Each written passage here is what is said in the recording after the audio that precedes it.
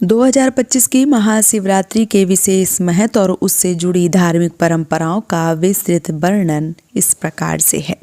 महाशिवरात्रि हिंदू धर्म में एक अत्यंत पवित्र पर्व है जिसे भगवान शिव के विवाह दिवस के रूप में मनाया जाता है। इस दिन भगवान शिव और माता पार्वती का विवाह संपन्न हुआ था। यह दिन भगवान शिव की उपासना, उपवास और मंत्र जाप के लिए अत्यधिक शुभ माना जाता है। महाशिवरात्रि को शिवलिंग पर जल, बेलपत्र और अन्य पूजन सामग्रियों का अर्पण करके भगवान शिव की कृपा प्राप्त की जा सकती है।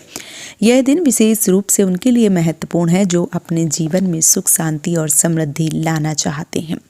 साल 2025 में महाशिवरात्रि 26 फरवरी को मनाई जाएगी। फाल्गुन मास की कृष्ण पक्ष की चतुर्दशी तिथि का आरंभ 26 फरवरी को सुबह 11 बजे से होगा और इसका समापन अगले दिन 27 फरवरी को सुबह 8:54 पर होगा। इस अवसर पर रात्रि जागरण और पूजा का विशेष महत्व होता है क्योंकि इस दिन भगवान शिव की कृपा के लिए विशेष माना जाता है।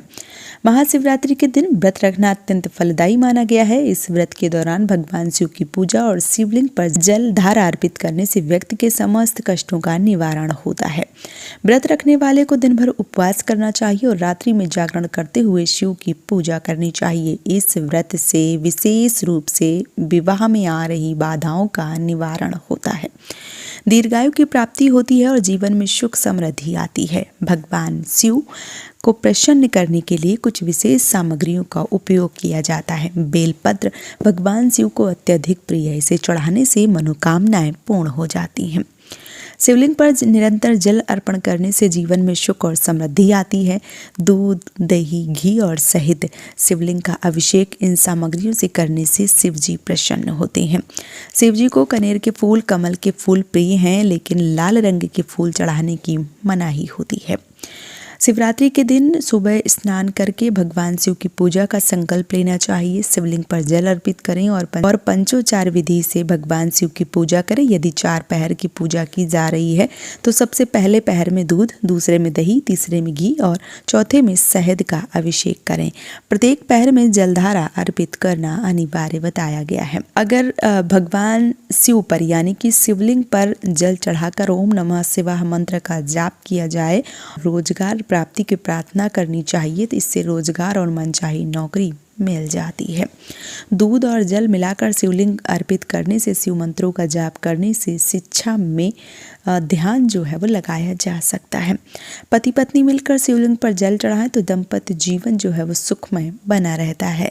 शिवलिंग पर जल चढ़ाकर संतान प्राप्ति की प्रार्थना करें। पति पत्नी दोनों मिलकर ये पूजा करने से इसका अधिक प्रभाव होता है। महाशिवरात्रि के दिन कुछ विशेष वस्तुओं का दान करना भी शुभ माना गया है। इससे भगवान शिव की कृपा प्राप्त होती है।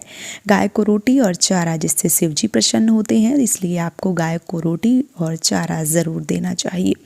दूध और दूध से बने पदार्थ गरीबों को दूध या दूध से बने व्यंजन बांटने से सुख समृद्धि बनी रहती है। इस दिन शनिदेव का प्रकोप दूर होता है यदि आप काले तिल का दान करते हैं। जरूरतमंदों को वस्त्रों का दान करने से आर्थिक स्थिति मजबूत होती है। भगवान शिव की पूजा में कुछ वस्तुओं को वर्जित माना गया है, जैसे कि हल्दी। शिवलिंग पर हल्दी नहीं चढ़ाई जाती है क्योंकि शिवलिंग पुरुषार्थ का प्रतीक बताए गए हैं। शंख, भगवान शिव की पूजा में शंख जो है वो भी निषेध होता है क्योंकि शिव भगवान ने शंखचूड़ असुर का वध किया था, इसलिए शंख का जल जो है वो भगवान भोलेनाथ ग्रहण नहीं करते हैं। नारियल और तुलसी, भगवान शिव की पूजा में नारियल और तुलसी का उपयोग नहीं करना चाहिए। शिवरात्रि व्रत की कथा जो है वो कुछ इस प्रकार से है कि एक शिकारी जो है वो वन जीवों के भय से बेल के वृक्ष पर चढ़ गया था और उसने अनजाने में ही शिवलिंग पर बेलपत्र गिरा दिए थे। इस अज्ञात पूजा से भगवान शिव प्रसन्न हुए थे और शिकारी को मोक्ष का वरदान दिया था। बेलपत्र को शिवलिंग पर चढ़ाने वाले व्यक्ति को पाप से मुक्ति मिल जाती है और भगवान शिव की कृपा प्राप्त होती है, इसलिए उस शिकारी को भी शिव जी की कृपा प्राप्त हुई थी।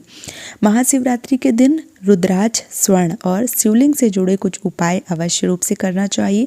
अत्यधिक शुभ माना जाता है। घर में एक मुखी रुद्राक्ष जो है वो लाने से घर में सुख शांति समृद्धि का वास होता है। साथ ही साथ पारद शिवलिंग की स्थापना से पितृदोष और काल सर्प दोष का निवारण होता है।